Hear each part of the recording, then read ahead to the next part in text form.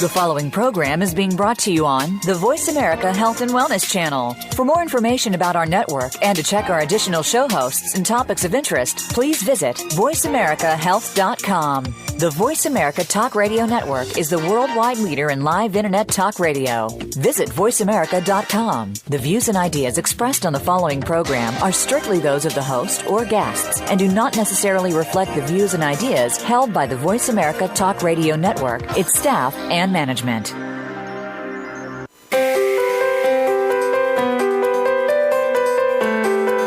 Welcome to Busy, Stressed, and Food Obsessed with host and author of the award-winning book of the same name, Lisa Lutan. Lisa has amazing tips to help you slow down, get healthy, manage your time, improve your relationships, and deal with stress. Now, here is Lisa Lutan. Hey everyone, welcome to the show. I am so excited about today's topic, which is food and mood. This is a subject that is very near and dear to my heart. I want to share with you the very first moment that I ever made a food and mood connection. It was a long time ago, like 25 years ago, when I was out with like a group of new moms, and we were going out for ice cream. And my friend Ginger said, "Oh no, I don't eat ice cream. It makes me sad." I kid you not, like this huge light bulb like went off in my head that I was blown away. She didn't say ice cream makes me fat. She didn't say ice cream makes me bloated. She didn't say ice cream, I feel guilty. She said ice cream makes me sad. Now this blew my mind. I had never heard anybody say anything like this before. Now, we read about it all the time now, but like I said, this was about 20 years ago, and I had never heard anything like that before. And I knew that I would never be the same after that moment, that I had to start making this connection between my foods and my moods. And so I did what I do with all my experimenting. I started really paying attention and noticing what the connections were. And it took me years, but the biggest one for me was the connection I made with sugar. So when I eat too much sugar, I become like a raving lunatic. And I should have known that it was a little odd that I only yelled at my kids one day a year. And that was always the day after Halloween, like when I just totally overdid it with the candy. But of course, I didn't make that connection, either. It was years of kind of paying attention. And I found that not only did I worry more when I was eating a lot of sugar, but actually what I worried about changed. Do you get the difference? So when I was eating a lot of sugar, I started worrying about people dying and terrorism and all the problems of the world. And when I wasn't eating sugar, I was actually quite calm and peaceful. And we all want to feel calm and peaceful. So this huge realization really helped me kind of make permanent changes into my diet. Yes, I still do eat sugar, but I quickly get reminded why it's not good for me when the worry comes back. And then I kind of take it out again. So again, this is a really big thing, food and mood, and I have two amazing guests today who are going to talk about it from different perspectives. My first guest is Lindsey Smith. She's known as the Food Mood Girl. She's a nationally recognized author, health coach, dynamic speaker, wellness icon, and rapper. Yes, you heard that right. Lindsey is devoted to helping everyone live a more vibrant life through self-love and guilt-free living. I also have here today Tania Green, who is the founder and CEO of PMS Bites, which are rich, chocolatey, and decadent bite-sized vegan gluten-free treats perfect for health-conscious women who want to satisfy their cravings but aren't willing to sacrifice nutrition. Tania and her PMS Bites were recently featured on Shark Tank, and she's getting tons of attention right now. It's super exciting. So Lindsey and Tania, welcome to the show. Lisa, thank you. Yeah, thank you for having me. And us, I should say. Super excited. Before we actually delve right into food and mood, I have 5 questions that I ask every guest on the show, and I'm going to ask each of you individually. Let's start with you, Tania. First question, what did you have for breakfast today? I had 1 egg and a half of an Ezekiel bread muffin and some chicken. What is your favorite form of exercise? I really love lifting weights. What's a habit you're trying either to break or to add? I am trying to self-love more. Like whenever negative thoughts come into my mind, just release them. How do you spend the first hour of your day? I'll wake up, have some tea, definitely eat breakfast right away, try to have some water with lemon, just really set my intentions for the day rather than checking email and reacting to everyone first. And who is someone in your life that inspires you? Mother. She's great. She's the only person I know who shows unconditional love all of the time. She's amazing. Oh, great. We all have this voyeuristic thrill of hearing how other people start their days and live their lives. So thanks for that. Lindsay, what did you have for breakfast today?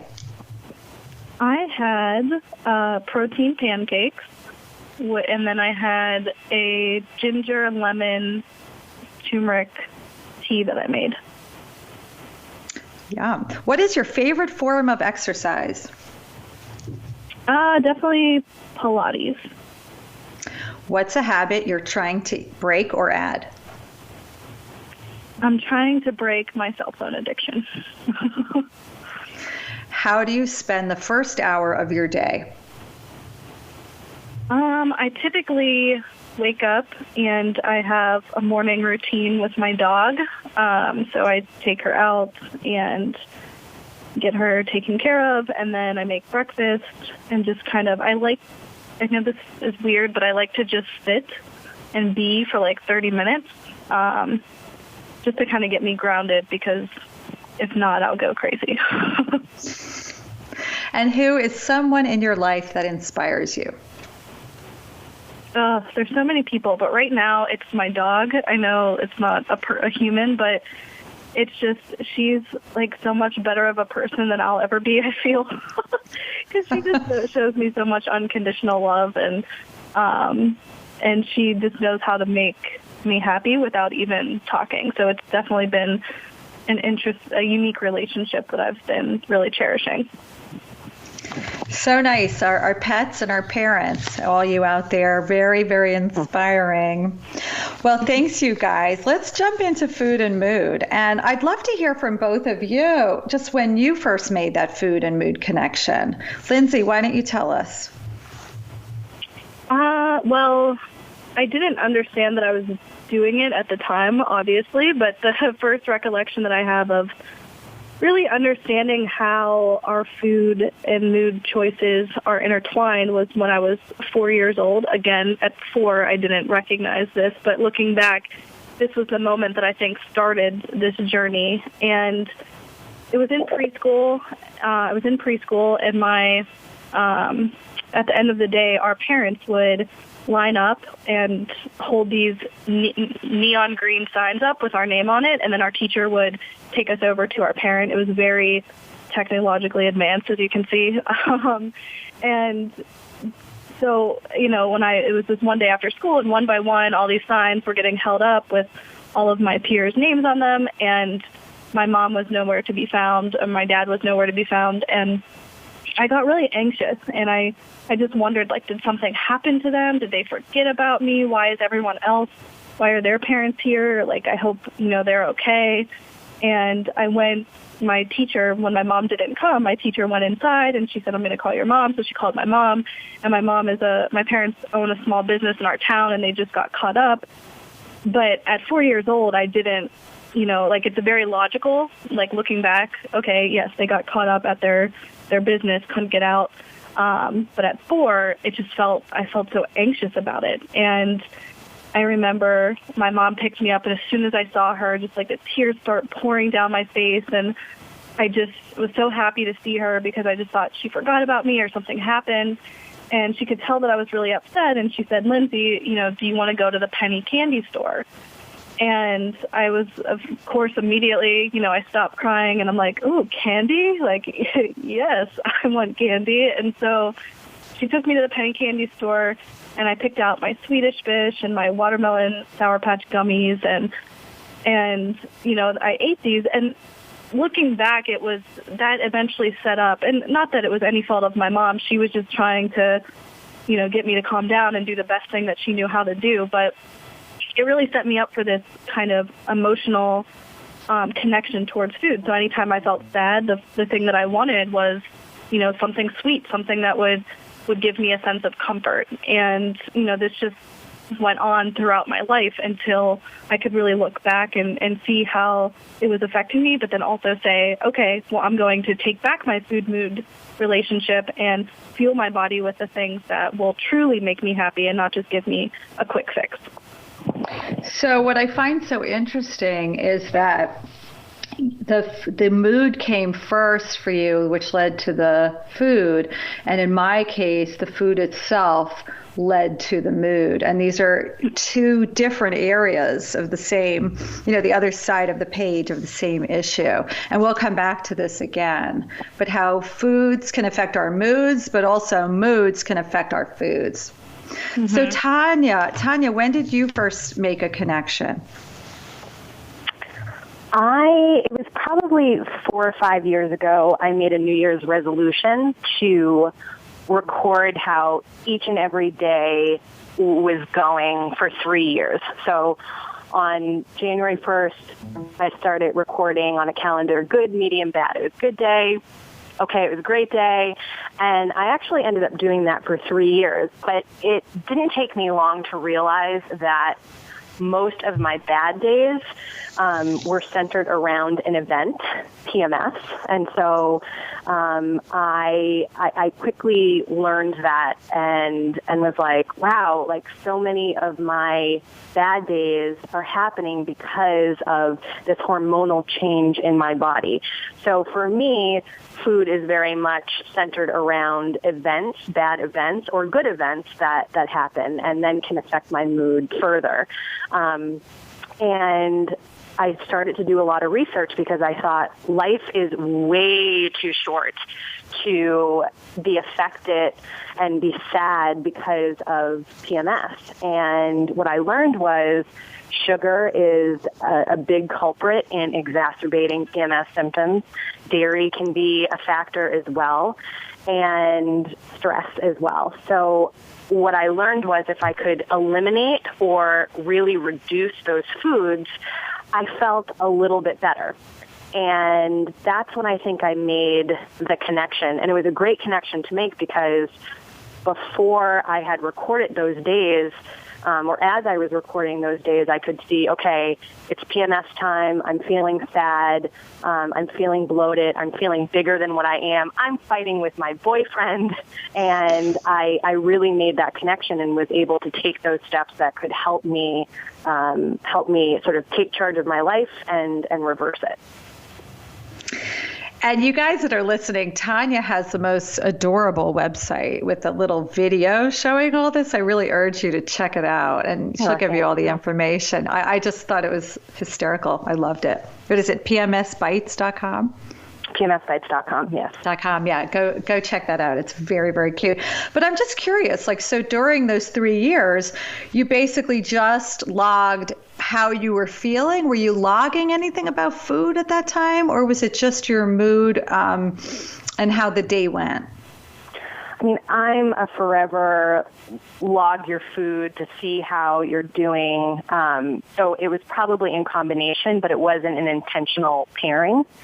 I just really wanted to know how many good days am I having in a month, and what's affecting that, and who's affecting that, and how do I bring people who lift me up around, and how do I eliminate people who bring me down around, and really taking time to figure out my mood in general, But I think, like you say, food absolutely affects that. And you can meditate all you want and you can get as much sleep as you want. But if you're eating a lot of sugar in particular, you're going to be wired, and your insulin's going to spike and your adrenaline is going to spike. And who needs more adrenaline when you're already stressed?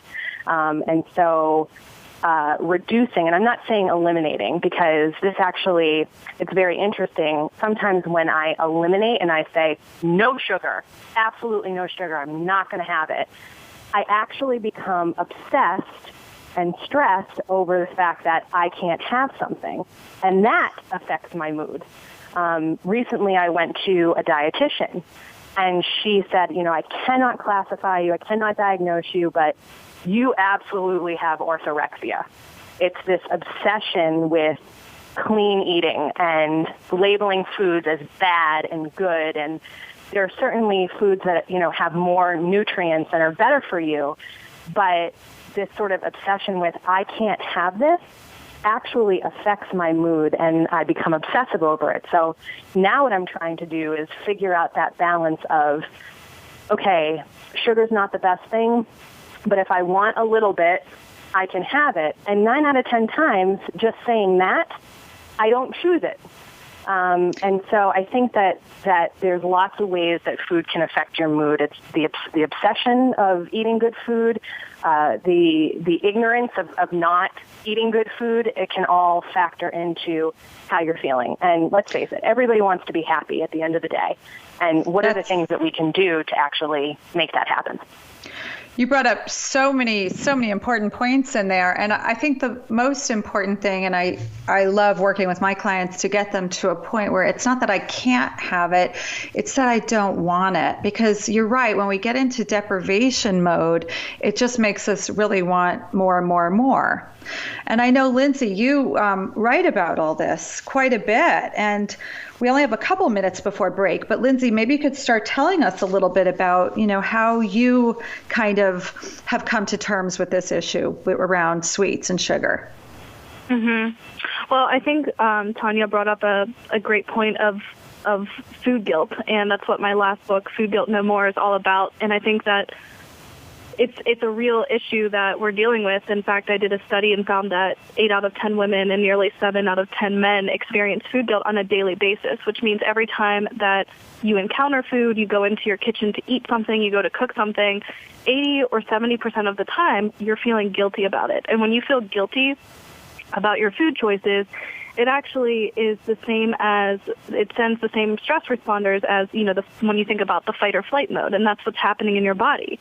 And so, of course, when that happens, and if you feel guilty about something and you go to eat it, you probably will experience stomach pains or things like that because you're actually not able to digest it properly. Whereas when you eat something and feel good about it, and truly, even if it's, if it's a piece of kale or a cookie, whatever it is, if you eat it and feel good about it, you'll not only digest it better, but it's shown that you'll get all of the nutrients out of it. So whatever nutrients that cookie has, your body's going to be able to digest them and adapt them. So this is amazing stuff. We actually have to go to break right now, but when we come back, we will continue this conversation about food and mood. Stay tuned. Follow us on Twitter at VoiceAmericaTRN. Get the lowdown on guests, new shows, and your favorites. That's VoiceAmericaTRN. Are you a busy, stressed, and hungry go-getter who knows what to do to get healthier but has trouble doing it? The problem with popular diets is that they were designed for other people, not you. Sure, they might work for the short term, but for the longer-term results, you need a plan designed specifically for your unique body and lifestyle. How about the stress in your life? Do you ever stop and take a deep breath? Do you know what all this stress is doing to your health? Healthy living strategist and author of Busy, Stressed, and Food Obsessed, Lisa Lutan will get you on your way with coaching, online courses and challenges, and even retreats. You will learn tips and strategies to help you calm down, get healthy, and make you feel and look better than ever. For a limited time, Lisa Lutan is offering a free 15-minute breakthrough session to help you get started feeling better right away. Just visit healthyhappyandhip.com to get your free 15-minute breakthrough strategy session. That's Healthy, Happy, and Hip. Yes, you heard it right. HealthyHappyAndHip.com and enter your info in the contact page. Find out what's happening on the Voice America Talk Radio Network by keeping up with us on Twitter. You can find us at Voice America TRN.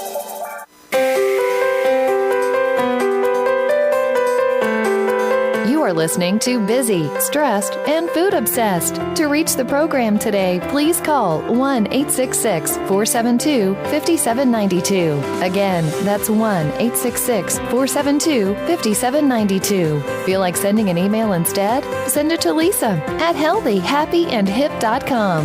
Now, back to Busy, Stressed, and Food Obsessed. Here again is Lisa Lutan. Hey there, I'm talking with Lindsey Smith, who's the food mood girl, and Tania Green, who's the founder and CEO of PMS Bites, and we're talking about food and mood. Just before the break, we were getting onto a topic of food guilt. And I think that's a really important topic because not only are we feeling just so bad about our choices, but it actually is impacting the way we digest. It's impacting our general mood. It's impacting a lot of things. So Lindsey, maybe you can continue with where you were going with that before the break. Yeah, absolutely. So like I said, I think that food guilt has become it's definitely a huge issue right now, and it goes back to kind of what Tania said, where she was labeling food as good or bad, and I think that's what we do. We get into this obsession almost, and, you know, just as much as we love to label people, we love labeling food as well, and so we tend to look at things as, oh, this is good for me, or oh, this is bad for me, and if we're eating something bad, we're feeling really, really guilty about it, and so I think that it's definitely something to look at in your own life and how you're showing up and how you're viewing food, because that can have a huge impact on things like your digestion and how you feel. Like I said, whether it's kale or a cookie, I always encourage people to eat it and feel really good about it. I totally agree. I think, like, if you're going to have a piece of cake, well, enjoy it. Like, don't sit there eating it in shame, hiding. Like, sit down, enjoy it, love it. And if you're not going to be able to do that, then skip it, because beating yourself up after makes the whole thing just not worth it. And actually, Lisa, I have to mention this, is how this kind of came to me was through being in the health industry, because I think, once I got to a certain point and was clean eating and, found this new way of living, if you will, I noticed that I would kind of do that, but then it all came full circle when I was at this health conference, and we're sitting around there, and it was a luncheon, and when the waiter came around, he went to the whole table and asked people if they wanted soup or a salad. And it was a really cold winter day, and every single health professional there ordered a salad. And when it got to me, I said, I'll have the soup. and it was like a tomato bisque soup or something like that. And I remember getting all of these stares from people, and someone said to me, oh, like, you're getting the soup? Yeah, that must be really nice. And I'm thinking to myself, yeah, and I'm thinking to myself, well, it is nice because it's my body is telling me that right now, I was listening to my body, and it really needed something warming. And I knew that the salad wasn't going to provide the same nutrients that in that moment, in that day, that I needed. And so I listened to my body, but the outside world was judging me because they labeled that as a bad food. And I love that you were so crazy is, my issue is there's lots of judgment out there, but then there's lots of articles and there's lots of Instagram people. And one article that is put out there is like, don't eat pineapple. It's horrible. It will spike your insulin. It will make you fat. And then the next article says something different.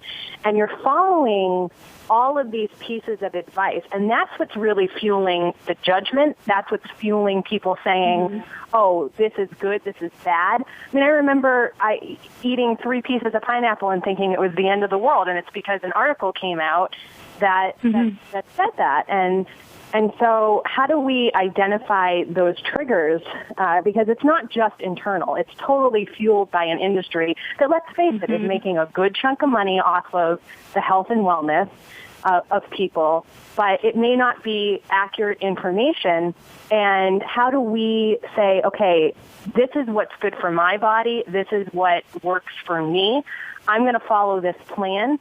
And if an article comes out that asks me to mix apple cider vinegar with some other odd ingredient and drink it and I'll lose weight, I'm not going to pay attention to it.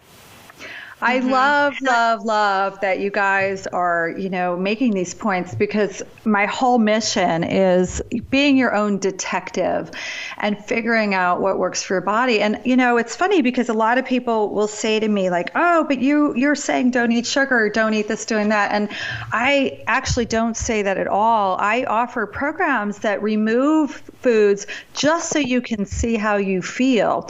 And then I say you can bring them back in a new way that's going to work for you better. And all of this, taking a break from sugar or alcohol or gluten or any food out there is really just to see, how does my body feel, not somebody else's body, because we're all so different. Right. And let's face it, if we listen to every single article that came out, like don't eat pineapple, don't eat, too much avocado, too many avocados are a bad thing, or drink this apple cider vinegar. Like, if we listened to all of that, we would, first of all, probably, our bodies would just be so messed up, one. And two, we probably, when you get down to it, couldn't eat anything, like it would, because there's so much conflicting information. And so it does come back to really listening to your body and treating it like a test lab to figure out what it truly means. Yeah, and I love what Tania said before about orthorexia. And for people who don't know what that is sometimes we get so obsessed with eating healthy that it becomes destructive to us. And that, eating healthy is not the end goal. The end goal is feeling good and living an amazing life. And eating healthy is the means to get there. And so when the pursuit of eating healthy takes on a life of its own, it's time for you to take a step back and go, maybe I'm going a little too far with this. Yeah, Would you guys agree? And what I have been learning, even over the last couple of weeks, this is not something that I've been practicing for months and months and have perfected. I'm a work in progress. But what I'm realizing is I actually gained weight eating very healthy foods in larger quantities. And what I'm doing now is balancing calories in, calories out, but also making sure that the calories are quality. And if I want that little snack that isn't quote unquote good, I'm okay having that as long as it is within my caloric limit. And that for me has been a more balanced approach, a more exciting approach, because I'm not obsessing. I can go out and I can live my life. And as you said, it's all about that. So I think that's an important point, that it's not that there's never foods. There's kind of more often foods and less often foods. And we can make room in our diet for the foods that we love. And if you love macaroni and cheese, no, maybe you're not going to eat it every day, but once in a while, it's not going to kill you. So I think that I like to say be a food snob, and eat the best quality food you can get your hands on. And if you're going to have chocolate, have the best, amazing chocolate you can find.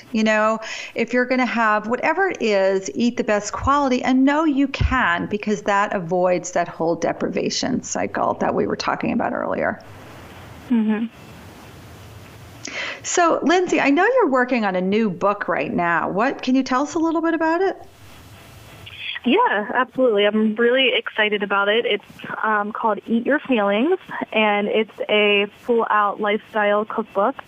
It's going to be out in the winter of 2018 with St. Martin's Press. And so I'm really excited about it because I feel that, I've come a long way as an author specifically, and especially with my first book, it was about food and moods. And then my last book, my most recent book, was about food guilt. And this is really, I'm I'm listening to my audience. I've been listening. That's pretty much how I write books, by listening to, what people have said that they've, like to see more of, or kind of where they're at. And I kind of want to reclaim Eat Your Feelings, because a lot of us think that when we eat our feelings, we're feeling a certain way, we're sad, we're bored, whatever, and we just eat junk. But I'm trying to take that a step further and show people that they can eat their feelings, and there's actually certain foods that you can eat that can help with certain moods that you're feeling, and they can help you feel more relaxed or more calm or more centered or less anxious or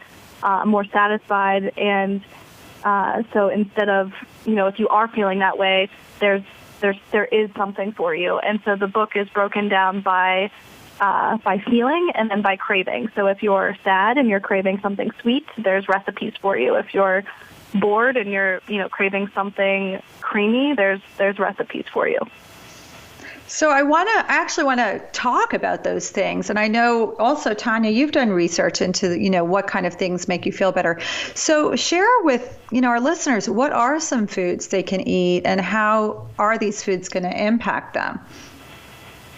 Well, I think I'm sure Tania could speak to PMS feeling, but I can give kind of an insight. Is first and foremost, I think we all talked about this here. It really comes to listening to your body, and I think the more that you can get in tune and in touch with your body, the less that you'll have to rely on like lists or, I'm feeling this way, what should I eat? Because your body will give you the clues. For example, a few weeks ago, all I wanted was onions.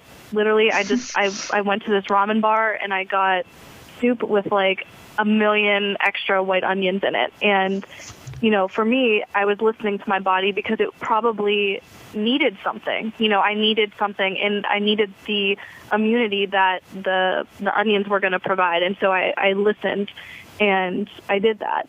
But there's also different foods that can definitely help combat stress and things like that. For example, I can just give you some examples. Like arugula, for example, it can help lower glucose levels and combat stress. Asparagus contains tryptophan, which can help your body create the mood-regulating neurotransmitter serotonin, so it can make you feel, happier. So, there's basically all fruits and vegetables have some sort of property to them, and it's just about being able to utilize them in your everyday life and create the new go-to rather than, what you would normally have when you think of eating your feelings. It's so cool. And Tania, what are the ingredients like in the PMS Bites that work so well when you have PMS? So there's a blend of herbs, chamomile, which obviously when you're feeling tense or stressed, we turn to chamomile tea. There's Siberian ginseng. There's dandelion root, which is excellent for relieving bloating. So I did a lot of research to figure out what are the best herbal supplements to help with PMS symptoms. And incorporated them into a delicious and healthy product. The bites are sweetened with dates, which are very low on the glycemic index. That was very important to me. I didn't want to add caffeine, which could spike adrenaline levels, as well as sugar that would spike adrenaline levels. So I was very mindful of what is good for PMS and what can help with symptoms. And overall, it's just a healthy alternative to sugary candy bars that you may crave when you're PMSing. Unfortunately, it's this vicious cycle of we crave sugar during that time because we're stressed and hormones are raging, but that's the very thing that can actually exacerbate those symptoms. But I love the idea of functional food. It's a growing market. I don't think that it has even hit its maximum potential yet. But there's lots of products out there that serve a purpose. For instance, there's a website, and you can get mushrooms from this website, and they ground it down into a powder. And that can be your new hot chocolate. And they sweeten it with stevia just a little bit. and it's called forsigmaticfoods.com. And they have Can you repeat that? What was that? Yeah, sure. It's FOUR, Sigmatic, SIGMATIC, foods.com. And they have stress-relieving, not elixirs, but it's like a cocoa that I totally love. And I'll never have regular cocoa again, because why would I? It tastes delicious, and it's a functional food, and it's relieving my stress, and it totally works. So what I love is experimenting with new products and seeing, okay, does it have nutritional benefit? Is it functional? Can it help me sleep? There's another chocolate company called Good Day Chocolate. They do sweeten with regular sugar, I believe, but they have a chocolate with melatonin in it. And it's just kind of like a nice treat at the end of the day to help you go to sleep. Not that I believe in sleep aids, but it's just this little, 1 milligram of melatonin. So there's lots of food products out there that can help improve mood. But obviously fruits and vegetables and the right type of foods from the earth can help the most. It's so funny because, for thousands of years, we've known let food be thy medicine. But in modern day living, people don't realize how much food impacts their daily health, their daily mood, everything. And anytime I'm feeling anything, I'm like, what did I eat? What did I eat yesterday? And people laugh at me because they're like, it's not like go grab an Advil. It's really looking inside and go, what did I eat? And can you just explain, briefly what functional food is? Because I don't know that everybody has heard that term before. So I'm not sure if this is the technical definition, but it is food products or herbal supplements incorporated into food products that have a nutritional benefit or can help you with a particular symptom. It's food that serves a functional purpose. It's not just for the sake of eating it. It has some sort of added benefit. I could Google it, but maybe over the break, you can Google it.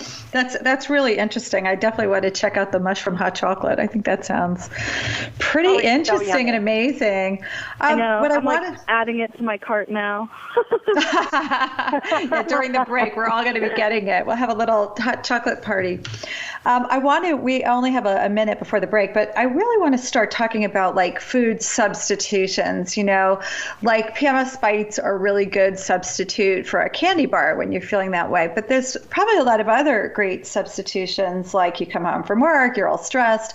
Instead of grabbing the bag of Doritos, like maybe something else. And Lindsey, do you have any insight in that? Yeah, I think I just call it having a snack attack station at your house.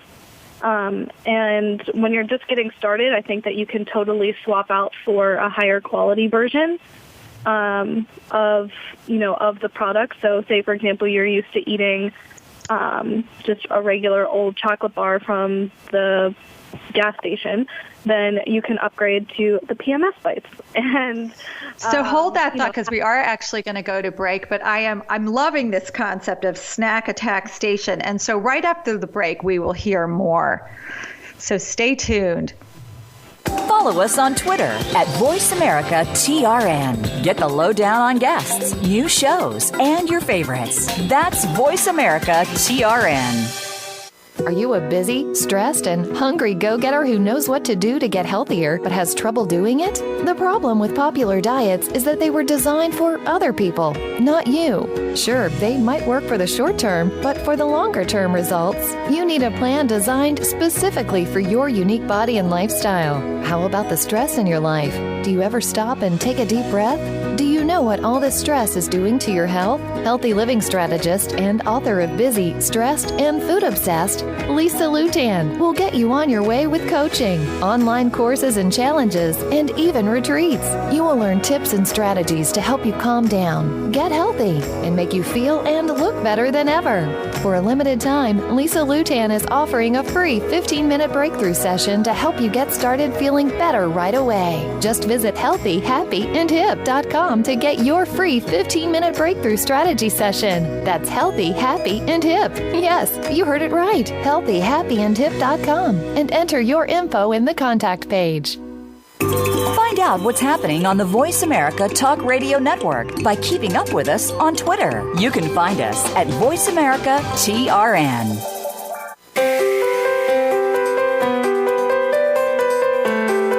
You are listening to Busy, Stressed, and Food Obsessed. To reach the program today, please call 1-866-472-5792. Again, that's 1-866-472-5792. Feel like sending an email instead? Send it to Lisa at healthyhappyandhip.com. Now, back to Busy, Stressed, and Food Obsessed. Here again is Lisa Lutan. Welcome back to the show. I'm having a blast talking with the food mood girl, Lindsey Smith, and PMS Bites founder, Tania Green. We're talking about food and mood. And right before the break, we were starting to talk. Lindsey was telling us about a snack attack station, and I really want to hear about this. So, Lindsey, please tell us more. Yeah, so like I said, I encourage people to create what I call the snack attack station in their pantry. You can also have one in your refrigerator, and it really has the foods that you most often crave. And when people are first starting out and they're understanding their kind of food and mood relationship, I always say to kind of upgrade your, the snack that you love. So for example, if it's Doritos, then can you find, a high quality similar version that's maybe organic and things like that. And then eventually you can learn to make certain things yourself as well and empower yourself in the kitchen to create similar foods based off of, what you normally crave. But it's good to have something, like I said, in the pantry or in the fridge, because at the end of the day or even in the morning or the mid-afternoon, depending on what your schedule's like, it's just nice to be able to have something to go to, because I find that if we don't, then that's when, everything just kind of breaks loose, and we will go to the gas station and get something. But if it just sets you up for success. And what do you keep in your snack attack station? Go ahead. I just want to know, Lindsey, what you keep in your own personal snack attack station. Right now, for some reason, I've been obsessed with pears. So I have like 1 million pears in my fridge, and that's been my go-to snack all week. I don't know why. I'm just taking it as my body needs something in it. But pears, I never even liked pears growing up, but all of a sudden I'm like, I need all the pears. And then in my pantry, I have some salmon jerky. So a lot of times if I need something, like protein, and I need something very quick, I'll take a couple pieces of salmon jerky. I have nutcrackers, hazelnut crackers. I have those snap pea type of things, the shelf-stable ones. I have some canned things. I'm trying to think what else I have right now. And I also have dark chocolate as well. What's the brand of salmon jerky that you use? I actually get the one from Trader Joe's. Nice. Yeah. How about you, Tania? What do you snack on? Oh, it totally varies depending on my mood and how healthy I'm feeling that week. That week. For the last several days, I found this recipe on ambitiouskitchen.com, and it said healthy Chipotle bowl. And I was like, I don't even like Chipotle, but let me try this. And basically, it's just a little bit of brown rice, some avocado, salsa, and pulled chicken that you put in the crock pot and leave it there with salsa for 3 hours, and it's done. And I have been having that for lunch and dinner, and this can't be good, to continue, keep doing the same thing, but it's what I've been wanting for the last several days, and it's so delicious and easy that that's sort of been my obsession. In terms of snacks, I found a great almond flour chocolate chip cookie recipe, but that became detrimental because they're so good, and there's really nothing in them that makes them bad, but they're so good that the volume I was eating was not healthy. So what I decided was I would make them for me, but I would share them with friends and save like 1 or 2 for me and then give them away immediately. Good strategy. Yeah. I also love that. I think it's interesting, and I think people need to note this is, you know, you said I looked at this recipe. I didn't even like Chipotle bowls, but suddenly I just wanted it. And I felt the same way about pears. It was like I never liked pears as a kid, and literally all of a sudden I saw them at the farmer's market, and I was just like, I need all of the pears. And I think sometimes I look at those signs as your body just telling you something, you know, that it needs, and just listening to it and exploring it, because there's something in that food that, you know, your body probably, there's a nutrient in it. Like the reason why you're feeling, it sounds, I don't know, hippy-dippy, but the reason why you're feeling called to it is because your body really needs something in that food. And so I always take that as kind of a sign. So we've been talking a lot about enjoyable to eat what you're feeling like you need and what you want. Lisa, I purchased your book a couple of months ago, and you know, be your own food detective, understand how food will affect your mood, but also what is it that you want and why do you want it? And I often find myself go, oh, I just had this breakfast item, but I kind of want something else, and I'll ask myself why. Am I bored? Do I feel like I need more calories in order to perform better at the gym? And I never really did that before. It was just like, oh, I want it. Let me go get it. Whereas now, and in a huge part to you, Lisa, I'm pausing. And I think that pause is so good to do. And then when you decide you need the snack station after you've paused, cool, like go for it. Mm-hmm. Thanks for that feedback. I think that's amazing. And I think that pause is something that is so important. And I want to bring it back to something both of you keep bringing up again and again, is how we listen to our bodies and how, what does that look like? And I think that, you know, a lot of people don't really understand what a mind-body connection is. And maybe both of you could just share a little bit, like, what does it actually feel like when you listen to your body? Mm-hmm. I want to actually piggyback off something, and I think this goes along with it, when it comes to pausing is, and I think that's a part of listening, you know, listening to your body. And one of the things that I have in my new book, actually, that I was working on was, and I do this and encourage people to do it.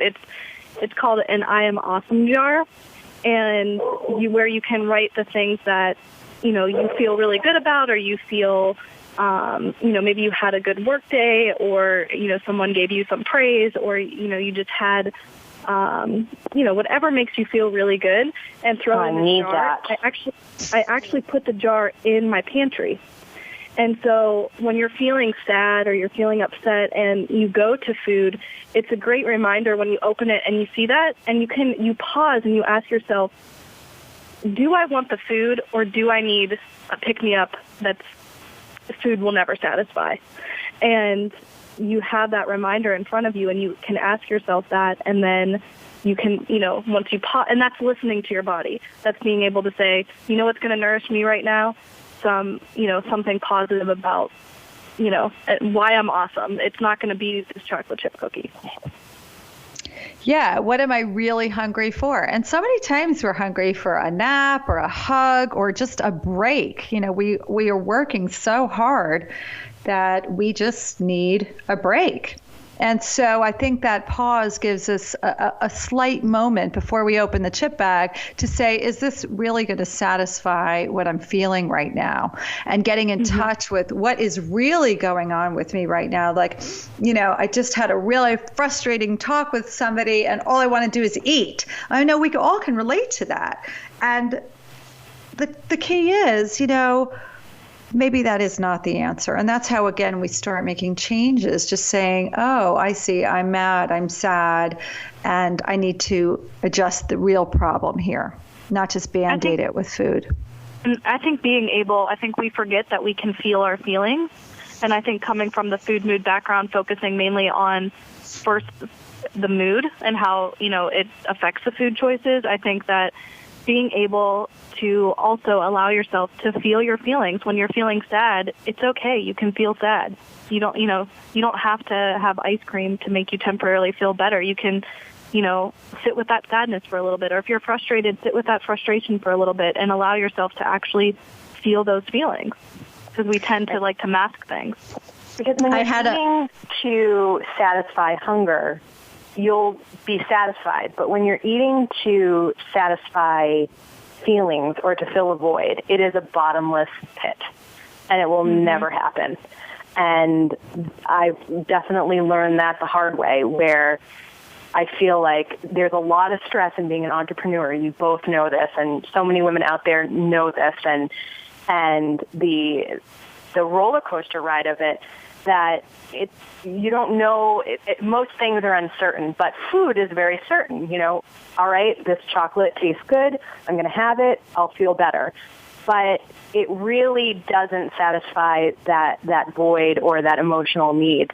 Really, the only time food will do that is when you're trying to satisfy hunger and nutrients. I love to always point out, food has this way of sneaking in, like you need a best friend, I'll be your best friend. You need, a confidant, a lover, whatever it is, food is able and willing to play the role. And it's just, as you said, Tania, it fills any void in our life. If that's your go-to drug, for some people it's the alcohol, other people it might be prescription drugs or technology or exercise or something else, but we're filling voids because we're not taking that time to feel the feelings.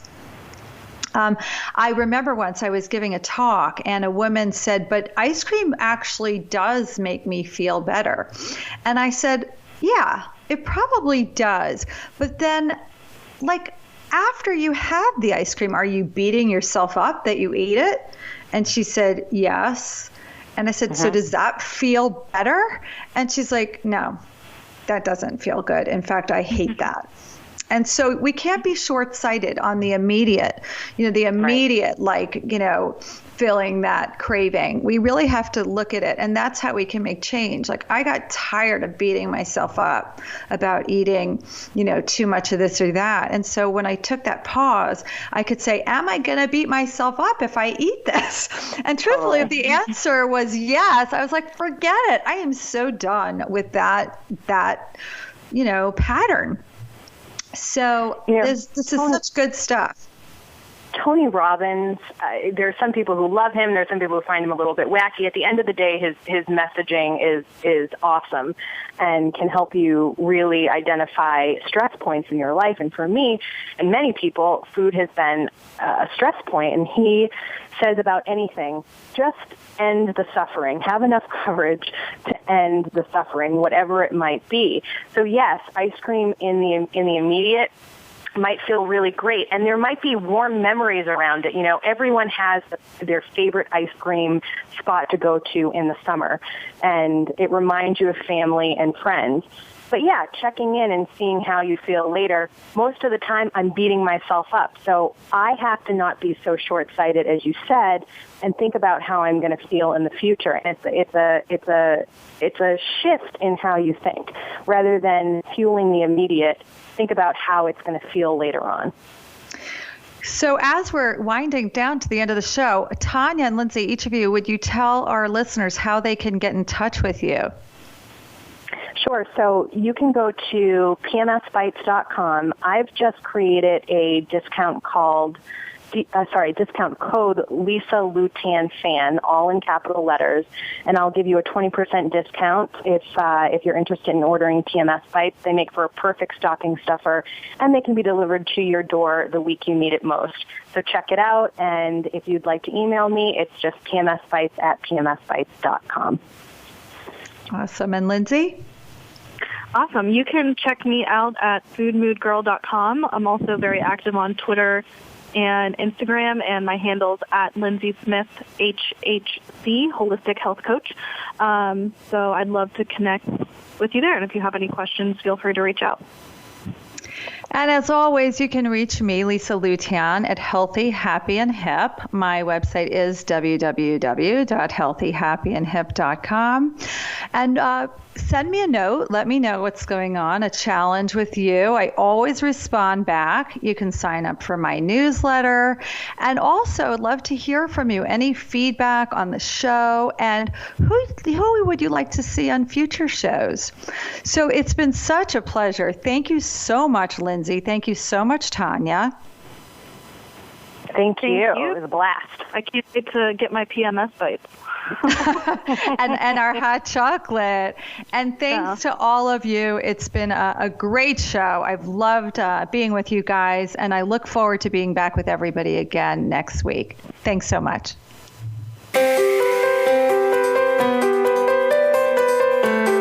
We hope you've enjoyed today's episode on Busy, Stressed, and Food Obsessed. Did you get some great ideas from today's show? Join Lisa Lutan again next Thursday at 9 a.m. Pacific Time and 12 noon Eastern Time on the Voice America Health and Wellness channel. Have a great week.